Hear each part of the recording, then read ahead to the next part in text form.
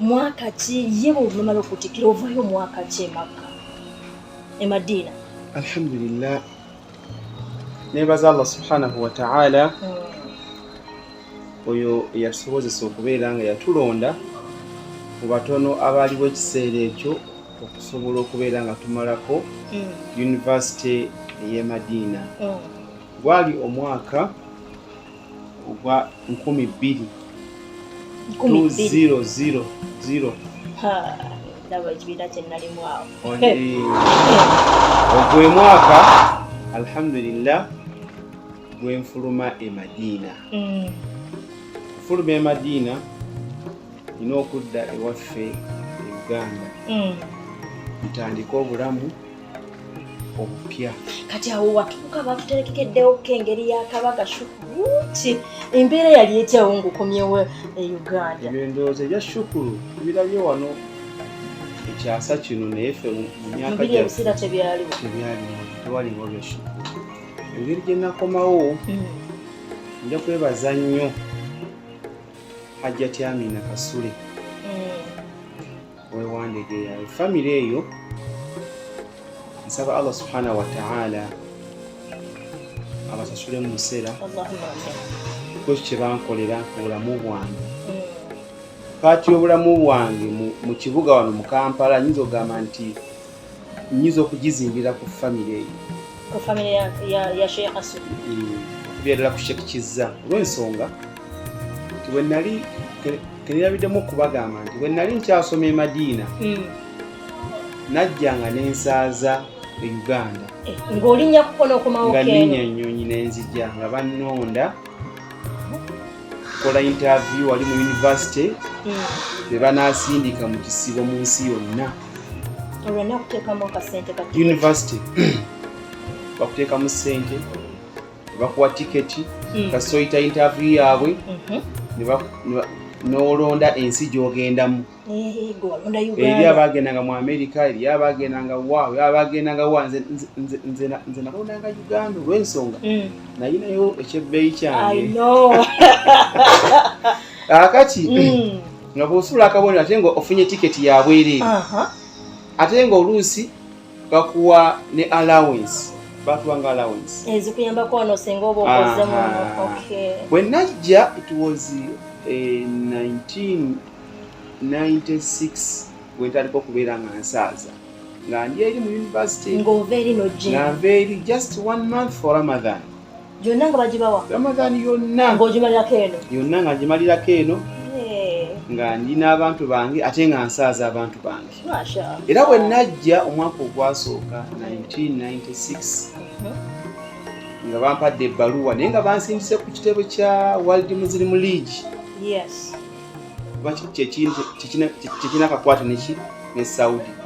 ne bansindika ku ofiisi eyo kati ng'oyo alina okundaga we naasaaza mu Uganda. Kati bwe najja omwaka ogwo natuuka direct mu ofiisi wali kulabitwa nyinza kuba mmanyiwaawo waggulu awo nembawo ebbaluwa nasangawo Sheikh Yusufu Byekwaso, Allah amusasule mu birungi era akyali mulamu, Allah amutukuumire. Nambuuza gwani nanga buli mwaka Saudi etusindikira Abasomali, Abasudani, Abaki. Leero nganda ba mbaluwa mulimu erinnya lya Bukenya. It was first time. Nimugamba alhamdulillah engeri gyensoma faculty ya Qurani bakoze eki twakoze interview buli omu n'alonda ensi gy'ayagala. Namubuuza lwaki tewalonze kuba wali waddembe okulonda America any country bo nga bakutera mutezi visa. Nimugamba mukama wange eno ninayo Hajjati akati sisobola kyansobola gifiirwa ate nga jjukira nti abasomera e Madina oba e Saudi bafuna holiday ya mwaka omulundi gumu mwezi ogw'omukaaga. After a full year ne bafunamu just omwezi gumu. Kati nze nembala nti ngenda kufuna holiday meka bbiri nengamba alhamdulillah. Era nemugamba asaba okusalawo nzijewa nagamba yali tamumanyi nga nange simumanyi. Nagamba kakati ebbaluwa njira bakusindise ogenda kusaaza mu Uganda.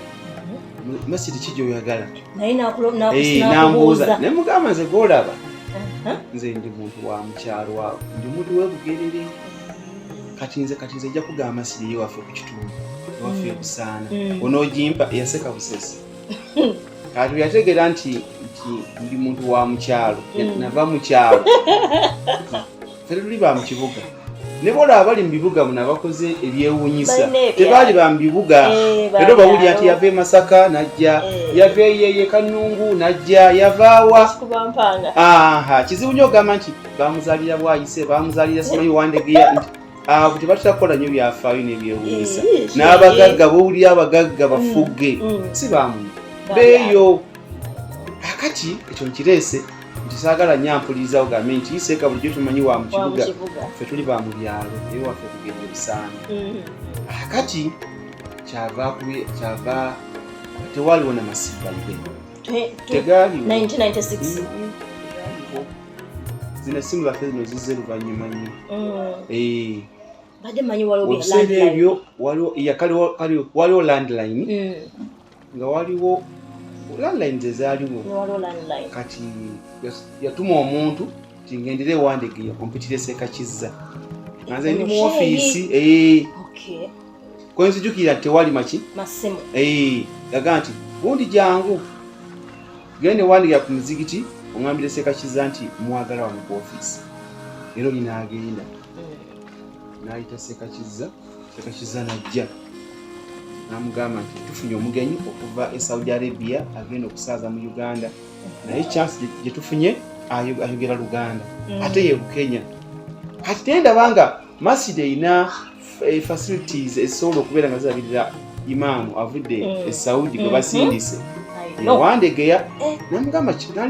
nalibadde musindika ekibuli naye tewaliiwo kiki facilities zimala ate gwe Wandegeya ndaba oluusi ofuna abalibya nagamba Sheikh webali namwebaza era yanteeka butesi mu motoka ye yali pickup yali kali ka pickup nga kajia ene yagundi eringa akaswaki kasenye seka nanteeka mu maaso awo nakwamujja netukkirira zisimanje endaga nali mayi nti oba bantwala walanga eyo mbalala wawa egenda okulala dakika 5-10 ng'awise ku muzikiti kalibu antadde mu ofiisi bwanteeka mu ofiisi n'ayita banne be yayita nga tufunye omugenyi agenda tusaaza Saudi bwetuweereza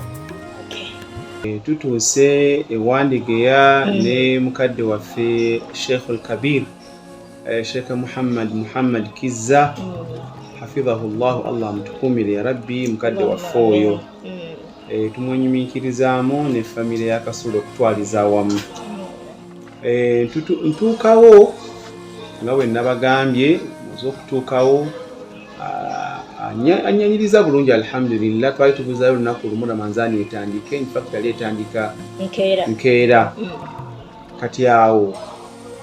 ndi omuntu ava mu kyalo mu Namalungu ndaba Wandegeya kibuga kale nali mbeera e Madina nga mbiraba naye alhamdulillah n'agamba bwe yayita awo bwe yali akola nabo ku masjidi bannaffe tufunye omugenyi okuva kwe Saudi Arabia ofisi ya Rabitwa World Muslim League etuweereza omuntu ono naye ekirungi ekiriwo nti mwana waffe Munnayuganda era bamuyita Bukenya Seeka Bukenya alhamdulillah ne bateekateeka wennaasula Wandegeya kituufu nti eyina facilities nyingi ez'abayimaamu alhamdulillah mu mizikiti egiri mu Kampala gye nnaalabyeko kansangwawo kuba kawukadde emizikiti emikulu egiri mu Kampala egyasangibwawo mulimu Kibuli mulimu Wandegeya ne mbeeramu Bukoto ne mubeeramu mwegiri tegyali mingi nnyo ne Nakasero naye yaliwo kati Selection ya Sheikh Yusuf yali ntuufu baffe bw'oboze mu kitundu ng'oli mugenyi bawetaagisa w'onoosula. So si kupangisiriza ka hoteri nti imaamu avenga mu ka hoteri nga bw'ajja kutusaaza. Era Wandegeya kyenje nyumikirizaamu nakyo nti up to now balina bayimaamu okuva mu Azhar e Misiri. Era balina we basula naye ng'ate imaamu waawo. So alhamdulillah ekyo kituuseeko kwebaza efforts zonna ezaakolebwa ku Wandegeya okuva ku mukadde waffe Kasule Allah amusaasire yatandika ebintu ebyo kuba kikulu nnyo okutandika ebintu by'obusiraamu ne bisigalawo gwe mukululo omukululo ogwo bagusigaddewo gwe kabitandikawo waabyo ofuna empeera kati Haji Kasule eyatandika ebintu ebyo nga bikyakola mpaka nakati twebaza abaana ababitambuza tebasobodde kubitunda tebasobodde kubeera nga bakola ekintu kyonna kyonna kubanga kyaddembe olyogamba nti eno maali fo tugirimu n'atema ku portion gy'atemyeko n'akola ki naye bisigala nga bitambula. Tubeebaza ne Kasule tumusabira Allah subhanahu wa ta'ala amusaasire gy'ali. Awo lwaki ntuuseewo engeri gye nnyingira mu Kampala ntandika okusaaza e Wandegeya 1996 omwezi gwa Ramadhaani. By then ndowooza mu Kampala baali tebasaalangako Qur'ani namba oba ejjuzo namba. Era talawiya eyo sinze mutuufu wa kubyogerako kubanga nja kuba ate njogera ate ekinkwatako naye lwakubanga sirina kyakukola. Abawuliriza mujja kunsonyiwa nina babuulira the facts nti tetwalinawo kusaala talawiya nga tusoma ejjuzu namba mu nnaku 3 ye Qur'ani namba ng'osoma tolabyeko. System yaliwo eya talawiya ebiseera ebyo baali basomanga the last 10 surahs oba short surahs ez'omu Qur'ani okuva ku suratu wal asri mpaka ku suratu an-nas ziri 10 short surahs nga talawiya ewedde. Talawiya yali nyangu nnyo ebiseera ebyo yali eyanguyiriza nnyo abantu obulamu bwabwe naye nze bwe nva e Madina system gye najja nayo twali tusoma era nagamba Ssekakizza namugamba mukama wange talawiya nze gye mmanyi gye ngenda okusaaza ya juzu namba tulina okuyimirira at least 2 hours ate bwe bali bayimiriranga like 30 minutes nga kiwedde 30 to 40 30 to 40 nga kiwedde nga futali waabwe nga jukira nti omuntu aba yakasiibulukuka alidde amasannaali alidde buli kimu kyonna kyonna kati okumugamba nti omuyimirizaawo for 2 hours agamba nti goleiko oli mutujju. Naye alhamdulillah nagamba Seeka twapulana nga Seeka ensaala gye ngenda okubasaazaamu ensaala esaalibwa e Makka ne Madina mu mizikiti egy'ekitiibwa. Abasana mbagumirawo nangamba tusaala tutya ne mugamba nti okimanyi bulungi basoma ejjuzu namba tugenda kuyimirira like 2 hours kakati tugenda kukola te ne mubuuza tusaalira akammeka. By then baali basaalira ka 23 ekitali kibi ne mugamba nti era ka 23 nga tugenda kusoma ejjuzu namba kijja kuba kinene badde nsaba okkirize tusaale era aka 8 kubanga tugenda kuyimirira nnyo. Byali bya discussion tekina buzibu mu Busiraamu asadde era ke 11 oba asadde era ka 23 agamasala gye gali nenga ono tafuna musango nono tafuna musango olwa hadithi eziriwo. Tayib ngenda mu maaso tukkanya ne Seeka wange nti kati nga golaba otya ne mugamba nze ndaba ngaza agenda okubasaaza 23 nga ngenda kuyimirira nnyo abantu bajja kalubirirwa naye tukole tuteme kulaaka. Era nakiriza tutandika mpolampola Wandegeya ogwo mwaka abantu baneko okujja nga abantu bavuga okuva mukadde waffe omulangira Nakibinge n'atweyungako okuva ekibuli natusaala ffenna era ekyo kijulirwa abaalingawo bonna abawutoda basajja balaba abagagga baaliwo mu kiseera ekyo bonna baasaalirangaawo. Haji Kakyama Abubakari omugenzi bonna baasaalirangaawo. Haji Abasi Luyombo nga bonna b'omanyi Haji BMK bonna baasaalirangaawo. mwogo mwaka kuba bawulira ekintu ekipya kyebadde balabanga emakka. Era twafunanga abasaaza okuva emukono okuva erugazi kuva nga bavuga emmotoka basizesa balinga emakerere by then wonna omusoki gw'emakerere baleka bagugala ne bajja ewandegeya masiri ejjula ne parking nejjula. Alhamdulillah ekintu ekyagenda mu maaso n'omwaka ogwaddako 97 era nenzija ne 98 nenzija 99 nenzija muziki gwe gumu kubanga bo olwamalanga nga bakola application ku office ya Saudi Arabia nti tukoze eki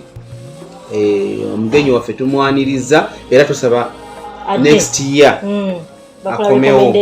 kati baka recommendation kati eri Saudi mu office yaffe mu office y'abakama baffe bazitunuulira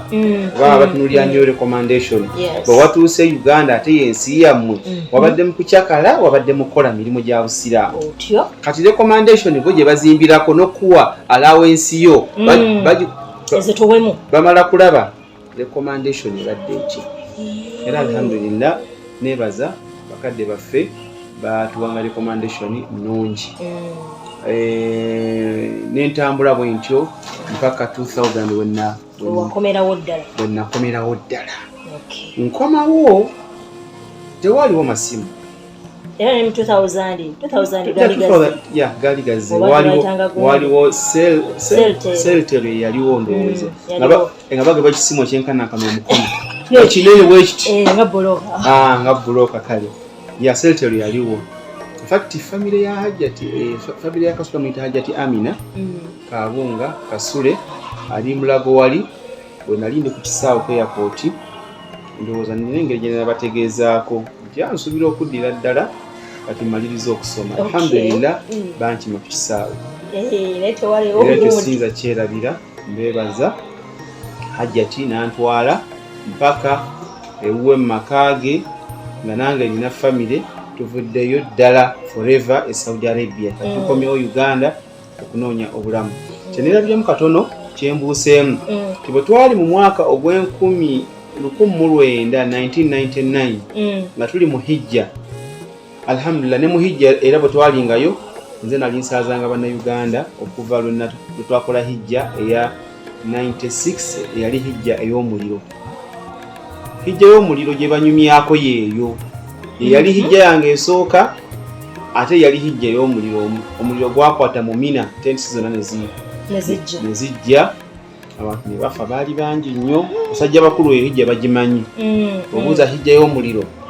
abasinga bagimanyi abasajja abakulu Haji Kajumbi Mungu amusaasire bonna bagirimu abo bahaji bangi abo bakulembera eswala emina era mbadde nkyakikola alhamdulillah buli mwaka alhamdulillah nga bwembeera emina nze mbeera imamu waabwe omukulu okuva ku 1996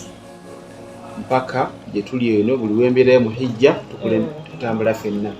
bwe ntuuka ku kisaawe banyaniriza famire ya Hajjati Amina balina ebimuli oba tebalina just bampahaga alhamdulillah bintu byali byahaga era haga ekiseera kira yali esooka okusinga n'ekimuli omuntu okujja ku kisaawo kukima n'akulinda kiraga nti akwagala alhamdulillah ne banvuga mpaka emulago ewa Hajjati Amina nangamba seeka okomyewo nti nkomyewo maze okusoma nti ye beera wano nenga mukadde wobeera ibwogambye nti ye era n'atuwa ruumu omuntu eyakamula okusoma taba na kapito yenna kyobalabanga oluusi bana bakitera okukola bigawuni basaako ebisawusawo ne bagamba nti omwana oyo yakava mu kusoma buli kimu kiri empty ng'oggyeko omutwe naye ali bubi ayagala ntandikwa alhamdulillah eyalinga entandikwa sijagamba nti oba nayina amakaba then oba nayina ki wabula nali siyina kyenina kebera ebbaketi y'ettaka mu Uganda kubola nsonga nti nayinayo poloti teyaliwo sayinawo poloti yadde bucket wali kubyataata byebise byamukyalo waliwefunidde waffe kati ebyekyalo nga birala alhamdulillah Hajjati n'anyaniriza ne famire ne batwagala nnyo era mutwala ng'omu ku bakadde bange nsaba Allah mutukuumire Allah amuwe obulamu obulungi ne famire ye bakulu baffe Nyanzi bonna bannyinaffe Hajjati bonna alhamdulillah nempangalira emulago nga sisasula waliwo essomero lyali ttonotono n'angamba liyo liraninge nentandikirawo puroguramu y'okusomesa mu Uganda eya Quran ngitandikira mulage wa Hajjati Amina Kaabunga Kasule wentandikira ebyokusomesa nti kati nkomyewo naye ngenda kukola ki era mba nakatandika okusomesa nenfuna application oba nenfuna okumpita okuva ekakiri yali Sheikh Abdallah Seruko by then yali dosi ow'eddiini nangamba Sheikh jangu tukwetaaga mu bya Qur'ani tafsiri n'ebirala yango tuyambe ne mugamba naguddewo wano essomero wano kasomero katonotono k'abaana bato ate nze nkalimu we naavaawo nti nzije kakiri nsomese ne waisa nawo ne bampita nawo ne ŋŋaana naye Bugembe mukama wange nampita Sheikh Twarika yansomesa nagamba nenvuga neŋŋendayo nemunyonyola nemugamba mukama wange nzikiriza kuba yali ampadde essomero okusomesa nampadde n'omuzigiti munene mbeere imaamu waago nemugamba mukama wange kubajjukira nti nze nali nsoose okufuluma mu fakalite ya Quran mu Uganda yonna nga bw'onoogamba nti tulina eyafulumye kosi kiwano ey'amaanyi yakuvuga nnyonyi wakati tojja kuŋŋamba nti nsimanyi inginiya kati nti ono pilot amuyita pilot amuyita pilot baba bamwetaaga nnyo entebe so kakati by then Quran baali bamaze ogikombako n'okufuna obuwomerevu bwayo mu Talawiya kati nga ne Sekabukenya batandise okumutegeera mpolampola newankubadde nga weebugerere busaana mu kyalo eyo Allah n'abeera nga amumanyisa abantu olwa Qur'ani saba Allah atukuumire embeera zaffe atukuumire obusiraamu bwaffe n'eddiini yaffe n'okusaavinga eddiini ye netutandika embeera eyo nga ndi wa Hajjati Amina emulago nenzigulawo essomero lye bayita Ubayyi bun Kaabi Ubayyi bun Kaabi nitandika 2000 nga tuli emulagaawo tuli emulagaawo nentandika okusomesa abaana abato okuva ku nasale mpaka P5 mu Qur'ani bekwatiramu nga tulinawo ne sakula twateekawo tulinawo ngoba nabasomesera nga bangi naye nga nze heedi w'ekintu nga mu Qur'ani nze situma muntu yenna nga kubanze mu Qur'ani ndwawo okwesiga omuntu okujjako bwensomesezza oba okujjako yasomyeko oyo gwe nasomako naye onga nti nze nasomera simanyi Pakistan nasomera wa mala kutula nenkuwuliriza kuba Qur'ani erina amateeka gaayo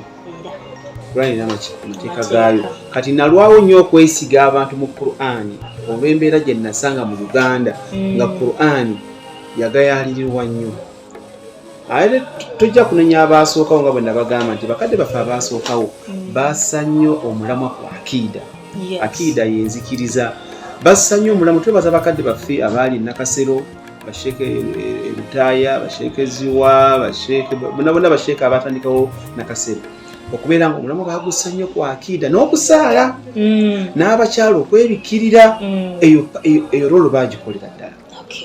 netwebaza basheeka Bakari Musoke basheeke Kalanzi basheeke Kinoyo bonna abo nabo omulamu bagussa nnyo mu kusomesa abaana mu masomero ng'ekakiri ku akiida kati buli omu alina rolo ye kirabika nze Allah yampandikako nti rolo yange ejja kubeera yakutumbula ki Qur'ani kati nga oluga nti kati ttiimu y'omupiira okubeera ng'egoba tabeera muzannyo omu nti Ronaldo yasambye omupiira yekka mu kisaawe n'ava kuwa golokipa n'ayita ku 3 n'ayita ku 5 n'ayita ku 7 n'ateeba abeera mulalu wabula ebeera ttiimu ebeera teamwork. Yes. Ono namba 2 oba namba 1 goalkeeper n'agukuba mu maaso oli n'agukwata n'aguweereza oli paka lwagoza Ronaldo n'akola ki kale kanjogere ku Muhammad Salah kubanga yiwe tiimu yange Salah n'akola ki n'ateeba. So ebeera teamwork. Kati niba obusiraamu bwe bityo alhamdulillah basheeke bakola emirimu gyabwe. Era tusaba Allah abaagenda abasaasire basheeke Muzaata basheeke Mukarimu Sentamu basheeke bonna abaafa Allah abasaasire basheeke Rutaaya bonna bakola emirimu gyabwe. Seeka Swaibu Semakula subhanallah mufti yasooka naye yakola omulimu gwe gwali gw'amaanyi. Sheeke Mawulana naye yakola omulimu gwe n'atukola okubeera nga yalekawo tafsiri ey'Oluganda kiraba. So bonna bakola ki emirimu gyabwe.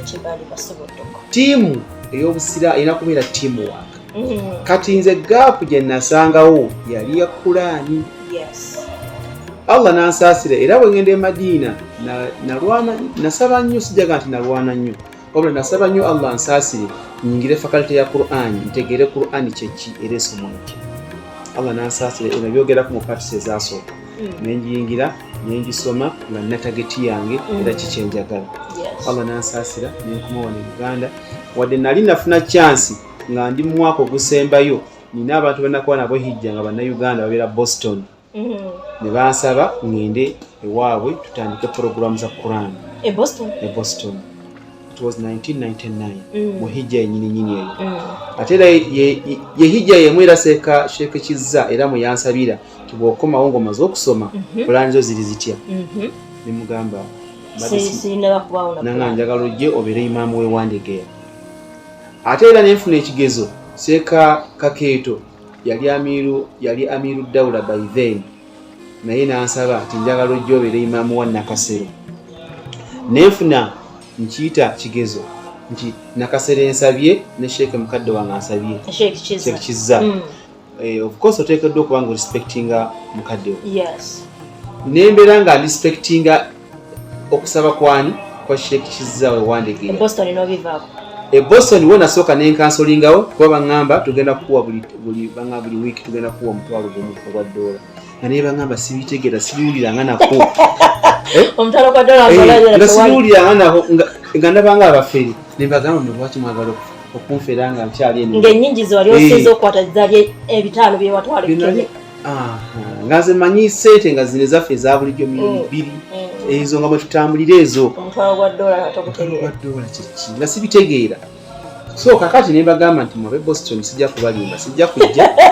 kuba sibitegedde tu nze njagala nnyo okuddayo okusomesa abantu baffe nebaga neeri bantu baffe kwanza America esi baffe kati nenjawukana nabo nga mbagambye sijja kugenda era sijja kujja. Ensonga ziri bbiro omuntu okutegedde saatunulira nnyo biki ebiri mu America era tekyali kizibu kyange wabula nze natunuulira nnyo Uganda nga ndaba tulina obuzibu bwa Qur'an era nenzija nembeera mu mbeera gye nalimu emulago kantandike n'abaana bano tandike osomero lya Qur'an negituuma Ubayyi bun Ka'b. Kuba lwaki Ubayyi nalonda erinnya eryo 1 nalina ensonga 2. Ensonga esooka bwe nanyumyako mu paati oba yasooka nga ngenze e Kenya e Nairobi e Mombasa okusomesa bwe nasomesa walira it was my first time okubanga nsomesa Qur'an nga nakagimalako yali 1994 bwe nabagamba essomero lye nalimu nalyagala nnyo bali bayita Ubayyi bun Ka'b erinnya eryo nelinkwata bwe nzira e Madiina nenoonya nenkola research Ubayyi bun Ka'b kyeki era yaani nensanga nga Ubayyi bun Ka'b yali sahaba yali asinga okusoma Qur'an mu basahaba bonna era nabbi yagamba sallallahu alaihi wasallam nti aqra'ukum Ubayyi bun Ka'b abasinga okusoma Qur'an mwenna basahaba ye Ubayyi bun Ka'b. Nenjagala erinnya eryo 1 likwata ku Qur'an 2 likwata ku musajja nga sahaba nengamba nange bwe ndiba nkoze essomero nja kulituma erinnya eryo. So that's the reason lwaki natuma Ubayyi bun Ka'b. era ojja kusanga Ubayyi ibn Ka'b Uganda erimwemu bw'ogisanga yokubiri ebeera kale eba duplicate ekitalina buzibu kubanga bulijjo Omujapani akola ekikye n'omukyala naye n'akola duplicate naye n'akikyusaamu nekitambulira awo naye tusanga nti Omujapani ate awabidde Omuchina lwaki okoze ejjiiko yange gye nakola oba okoze emmotoka yange gye nakola so ekyo kyenkyagaddemu nti Ubayyi ibn Ka'b essomero eryasooka essomero lyaffe lye twatandika Emulago. Mbeera Emulago after 2 years emyaka ng'ebiri awo mu 2002 yes bakama bange Saudi bampita bangamba twagala kuggulawo essomero lya Quran ettendekero lya Quran mu Uganda nga litendeka bayimaamu ate basigala babawuliza tusigala tubawuliza ngenda muwumula ngenda malaba nga bagamba nti waliwo ekitongole kiri Jidda baagala kuteeka sente ya Quran mu Uganda ensonga lwaki tukuyise ate gwe oyasooka okufuluma mu faculty eyo ne bagamba are you ready okubeera nga tukola ffenna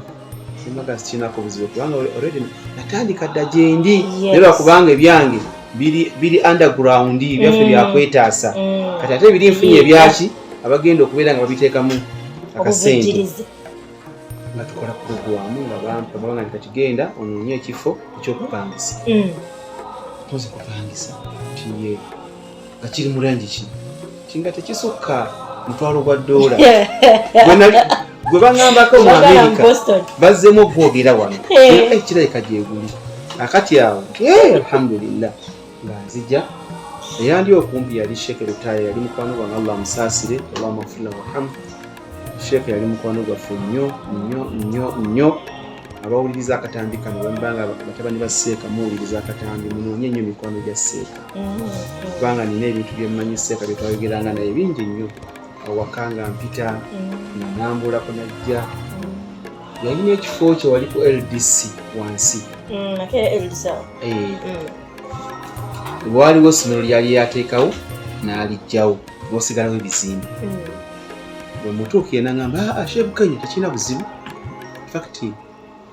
nanga tekirina buzibu tulambulewo netulambulawo twalina Sheikh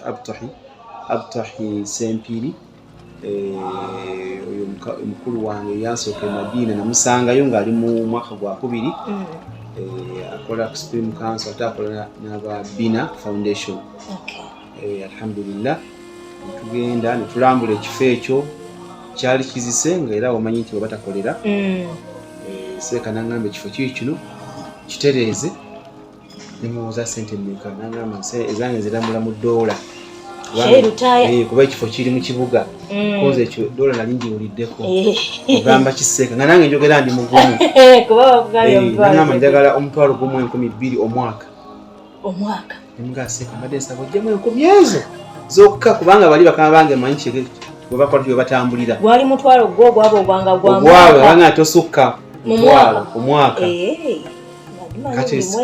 mwaka Seeka ngamba nti njagala $1,200 nga Seeka jamu 10,000 ezo kubanga nange sizirina wabula nina abagenda okunkwatirako ngamba nzijjeemu njagala nange obusiraamu butambule ngamba wandikira by then twali tukozesa fax tewaliwo bino bya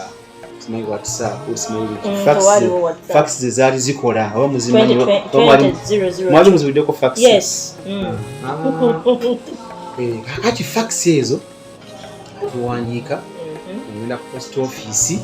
bagipeereza kasobawo enamba nokulaba ngaagira bwati nga ngayitamu ng'agamba etuuse kati nga naawe olina okulinda akole ki akuddemu ne fax balooya mutwagirabye era nga communication yali ya fax by then alhamdulillah nambagamba naye ekifo nkifunye era ebifaananyi byebino baga nti kale kiba kyekyo katusindike omuntu waffe ajje mukwatagane ku Quran era mulinde olunaku bwe luti nga bampeereza tiketi nga mulinda omuntu tuuka bayamuyita Muhammad Simbul kyaliyo Allah mutukuumire ng'ava Saudi era mu Saudi ng'ava mu kampani ng'ava mu organisation ekulira Quran mu nsi yonna ajja nga twamalamu ennaku nga ttaano tulaba Sheikh Rutaaya nga tulaba ekifo nga tubalirira ayagala deposit ya myaka 2 agala emitwalo gy'ebiri ya oba omuntu abeera mugagga aba nekyayagala zaali nyingi nnyo naganze njagala emyaka egyo nyuma kubatawaanya kati nabakama bange nga tukola agreement tugikola yali yalooya bulungi tugisayininga nga akola communication tubala nezinalongoosa ekifo tulina okulimawo langi biki nga sente baziweereza nakyali kutwawandi asasula seeka sente nga tuba risiiti ya myaka 2 nga tulina okwebako otulo nga teryatukonkonya omuntu ng'opangisa n'opangisa omwaka mulamba n'owalandi road mwaka mulamba awo n'akatebe ebweru kafulumisa mukago ogw'ekiro n'osalako n'okusala kiki sibangibwa mwaka mulamba nasasula nawe obeera nga landi road anaffe emyaka 2 nga tumanya tumaze alhamdulillah tutaleka omwaka gumu nga jjukira nina eno omulago ate tuguddewo n'eno kati mukama wange oyo bwe yali ng'akyaliwo netuselectinga abantu abagenda okusoma mu institute eyo ono yava e Saudi nambuuza program ya myaka egyo ng'abaana bamazeko Quran myaka ki nemugamba emyaka egyo genda otuyamba tuselectinga abantu abamaze senior 6 ye thanawi abawalimu naye nga Quran yaabwe nfu awo bwe tugenda okupikamu ki amaanyi Quran tugibapikemu within 2 years nga bagimazeeko n'okugitegeera obulungi kubanga one abeera mukulu ate aba at least alinako kyategeerako kubanga bamaze level y'eddiini thanawi ng'asomesa mu masomero gano aga primary bamuyita muwalimu bamuyita seeka naye nga Qur'ani y'enfu kati abo twatagetinga twatandika n'abawalimu baali 60 olwo mu publishing mugira mutya abantu mubamanyisa mutya radio gye bayita Voice of Africa yaliwo ebiseera ebyo yali emaze okugulwawo ne tukozesa ne radio bagiyita CBS 88 radio ezaali ez'amaanyi ze mwalangirako ne muyita twalangirako tuyita abayizi abawalimu bakimujje wandegeya era interview zaali wandegeya muzikiti anti nze nali imaamu kuba bwena bwe nkomawo ndi wali wa Hajjati Amina ng'omusomesa ate ndi imaamu wa masjidi wandegeya era tewerabira nti kati erinamala emyezi mitono lwakuba namala emyezi gyalinga ena nebateekateeka seeka wanansula ne famire so si biri benajjanga mu kisiibo biri byalinga just bya room emu naye kati bakuwa apartment era wandegeya ekyo nsigala mbawa credit nsaba Allah atukuumire bampa apartment nyetegeeza diiro kisenge kinaabiro n'effumbi ate okokyayagala oba tolina kyoyagala naali mu Afirikano b'omusinga oba aliwa ng'oba omaze oba olina w'ofumbira olina w'onaabira olina w'onyumiza n'abagenyi olina ekisenge ate oba oyagala ki akati alhamdulillah tubeera mu mbeera eyo mpaka netukozesa abaana interview abaagala okusoma Quran tuselectingamu 60 kuba bajjanga like 150 tuselectingamu 60 jjukira nti okusoma kwali kwabwerere buli kimu nga kyabwerere nga tubagenda kusasula temulina sente ze mwabagamba nti okusoma sente bweziti yadde registration mwenga facilitation okusasula abaana bakama baffe tebakoma kubawakuza kugira mutwalo babongera n'endala ezibabeezaawo n'ezinabeezaawo abaana